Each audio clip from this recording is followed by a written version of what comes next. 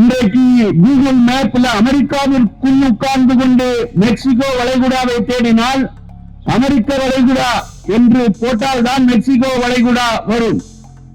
இப்படி வளைகுடாவினுடைய பெயரை மாற்றுகிற ஆணவத்தை கூட கட்டவிழ்த்து ஓடுகிறது.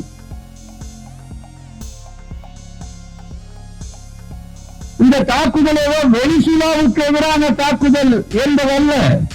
இது உலகம் முழுக்க இருக்கிற மூன்றாம் உலக நாடுகளுடைய இறையாண்மைக்கு எதிரான தாக்குதல் என்பதை நாம் மக்கள் மத்தியிலே சொல்ல வேண்டியிருக்கிறது.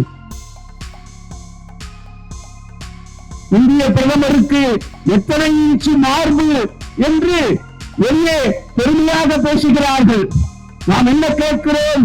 அத்தனை இன்ச்சு மார்பு வைத்திருக்கக்கூடிய இந்திய பிரதமர் அமெரிக்க அதிபர் ட்ரம்பை பார்த்து நான் எங்கே எல்லை வாங்க வேண்டும் என்பதை என் தேசம்தான் முடிவு செய்ய வேண்டும், நீ முடிவு செய்ய முடியாது என்று சொல்லுகிற துணிச்சல் இருக்கிறதா? ஆனால் இந்த குரல் என்பது இன்று உலகம் முழுக்க இருக்கக்கூடிய மூன்றாம் உலக நாடுகளின் இறையாண்மையை பாதுகாக்கிற குரல் என்ற அடிப்படையில் தான் நாம் இங்கே கூடியிருக்கிறோம். பல பேருக்கு ஏன் இந்த ஆர்ப்பாட்டத்தை வெனிசுலா முற்றுகையிடப்படுகிற அபாயத்தை எதிர்த்து சென்னையிலே, தமிழ்நாட்டிலே, இந்தியாவிலே நடத்த வேண்டும் என்று நினைப்பவர்கள் இருக்கலாம்.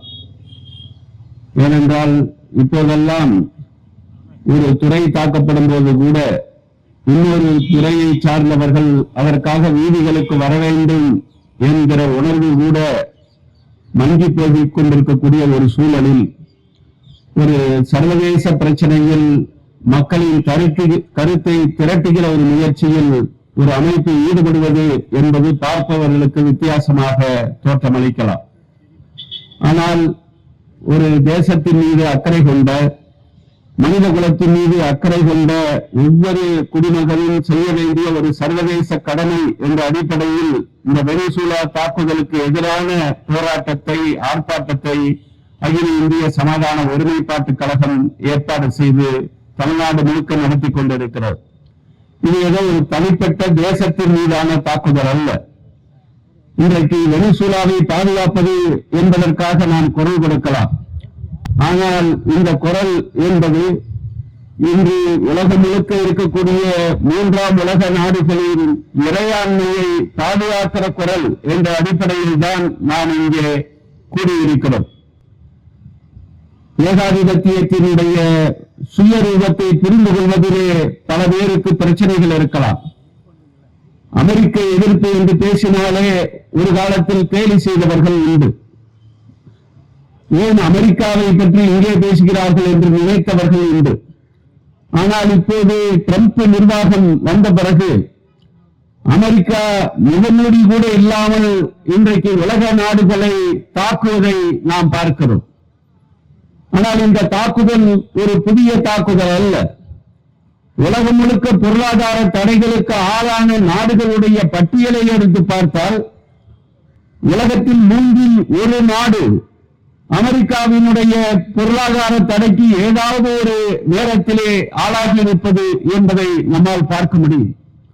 1/3 நாடு என்று சொன்னால் கிட்டத்தட்ட ஒரு 70 நாடுகள் இதுவரை அமெரிக்காவினுடைய பொருளாதார தடைக்கு ஆளாகி இருக்கிறது என்று சொன்னால் இதைவிட ஏகாதிபத்திய நிலைத்திற்கும் ஏகாதிபத்தியத்தினுடைய தாக்குதலுக்கும் வேறு என்ன சாட்சியம் வேண்டும் என்பதுதான் நாம் எழுப்புகிற கேள்வி.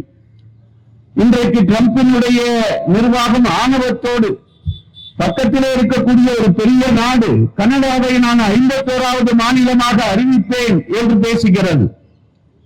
கிரீன்லாந்திலே எங்களுக்கு உரிமை உண்டு என்று பேசுகிறது. பனாமா கால்வாய் எங்களுக்கு சொந்தமானது என்று பேசுகிறது. மெக்சிகோ வளைகுடாவின் பெயர் இனிமேல் அமெரிக்க வளைகுடா என்று மாற்றப்படும் என்று பேசுகிறது. இன்றைக்கு கூகுள் மேப்ல அமெரிக்காவிற்குள் உட்கார்ந்து கொண்டு மெக்சிகோ வளைகுடாவை தேடினால் அமெரிக்க வளைகுடா என்று போட்டால் தான் மெக்சிகோ வளைகுடா வரும். இப்படி வளைகுடாவினுடைய பெயரை மாற்றுகிற ஆணவத்தை கூட கட்டவிழ்த்து ஓடுகிறது. எல்லாவற்றுக்கும் மேலாக ஆவணம் இல்லாத வெளிநாட்டவர்களை வெளியேற்றுகிறோம் என்று அறிவித்து நாக்கிலே சொட்டு தண்ணீர் கூட படாமல் உணவு அளிக்காமல் பிரேசிலை சேர்ந்தவர்களை கையில் விலங்கு போட்டு காலில் விலங்கு போட்டு அனுப்பியதை நாம் பார்த்தோம். ஆனால் இந்திய ஊடகங்கள் விசுவாசமான ஊடகங்கள் மோடியை காட்டிக் கொடுக்க கூடாது என்பதற்காக இந்தியாவிற்கு ஆவணம் இல்லாத இந்தியர்கள் அனுப்பப்பட்ட போது அவர்களுடைய புகைப்படம் கூட ஊடகங்களிலே வெளியே வராமல் பார்த்துக் கொண்டார்கள். நாடாளுமன்றத்தில் நடந்து கொண்டிருக்கக்கூடிய நாடாளுமன்ற கூட்டத்தொடரில் ஒரு உறுப்பினர் கேள்வி எழுப்புகிறார். இந்தியாவிற்கு வந்தவர்களுக்கு திரும்பி வந்தவர்களுக்கு தண்ணீர் கூட தரவில்லையா என்று கேட்டபோது அமைச்சர் பதில் சொல்கிறார், தண்ணீர் எல்லாம் தந்தார்கள், ஆனால் கட்டாந்தரையிலே படுக்க வைத்து விட்டார்கள், அதற்கு நாங்கள் எதிர்ப்பு தெரிவித்தோம் என்று நாடாளுமன்றத்திலே வந்து சொல்லுகிறார்.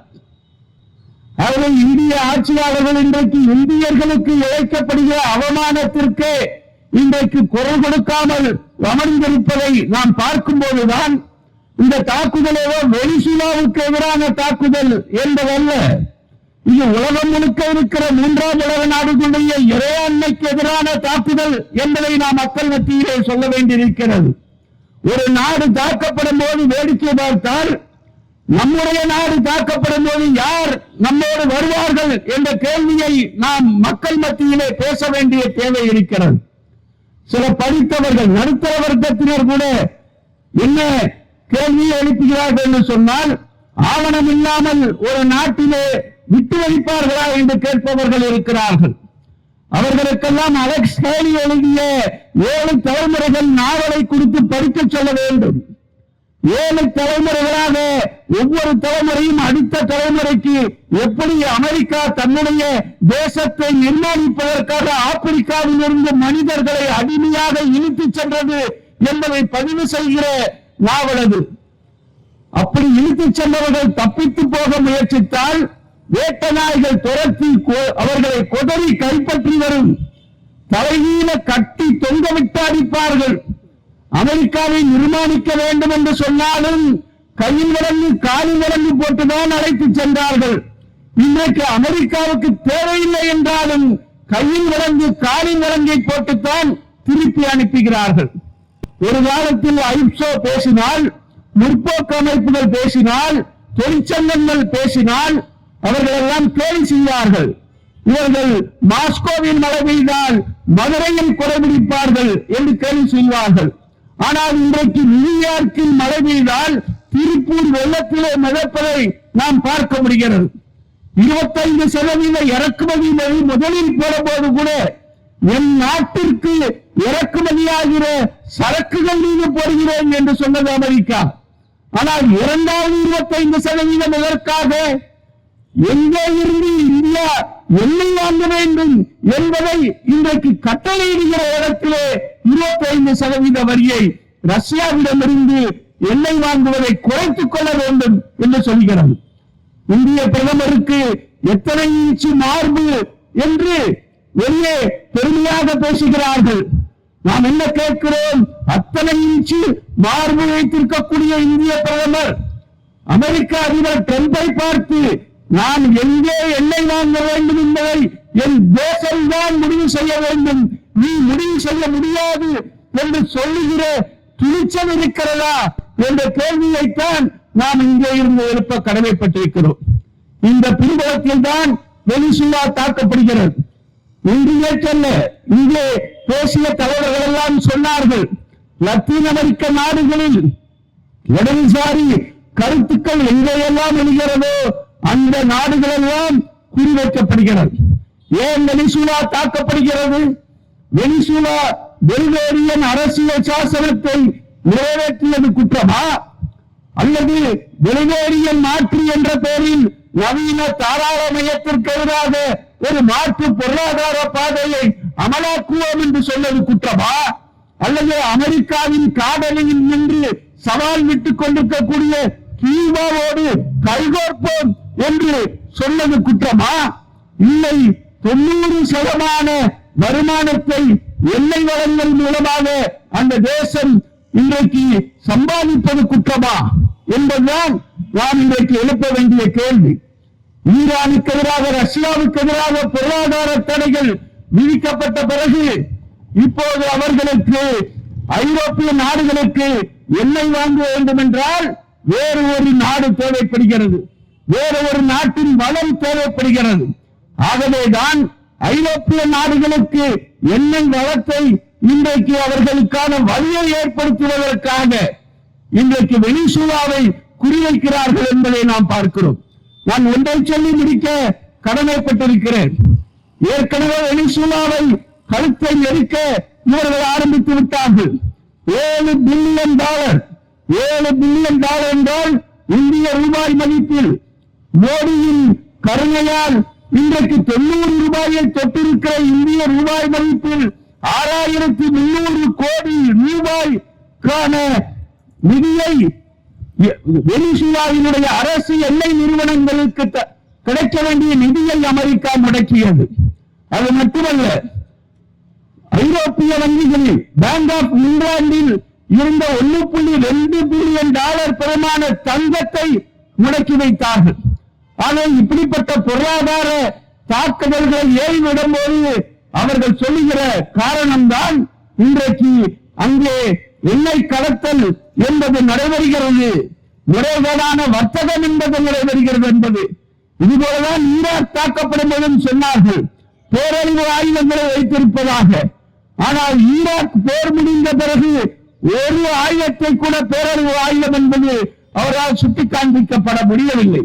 ஆகவேதான் இன்றைக்கு இப்படிப்பட்ட பொய்களை பரப்பி, இப்படிப்பட்ட பிரச்சாரங்களை கட்டமைத்துவிட்டு ஒரு ஏகாதிபத்திய மேலாதிக்கத்தை நிலைநாட்டுகிற செயலை அமெரிக்கா செய்யும் போது அது எந்த தேசத்திற்கு எதிராக இருந்தாலும் அதற்கு எதிராக உலகம் முழுக்க இருக்கிற உழைப்பாளி மக்கள் குரல் கொடுக்க வேண்டும் என்ற உணர்வோடு ஏற்பாடு செய்யப்பட்டிருக்கக்கூடிய இந்த அகில இந்திய சமாதான ஒருமைப்பாட்டு கழகத்தினுடைய இந்த போராட்டத்திற்கு பெரியவர்களும் தாய்மார்களும் பேராதரவு தர வேண்டும் என்று கேட்டு வாய்ப்புக்கு நன்றி கூறி நிறைவு செய்கிறேன்.